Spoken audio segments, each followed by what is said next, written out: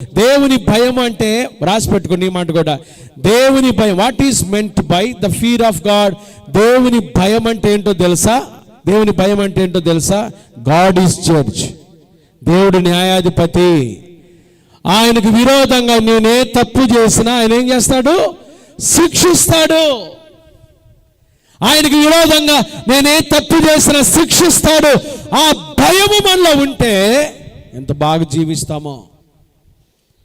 సామెతల గ్రంథంలో సొలొమోను అంటాడు, యెహోవా యందు భయభక్తులు కలిగి యెహోవా యందు భయభక్తులు కలిగి ఉండుట చెడుతనమును, చెప్పండి, చెడుతనమును ఏం చేయాలి? అసహ్యించుకొనుటయే. చెడుతనాన్ని అసహ్యించుకోవాలి. ఎంతమంది చెడుతనాన్ని అసహ్యించుకుంటున్నారు దేవుని బిడ్డలారా?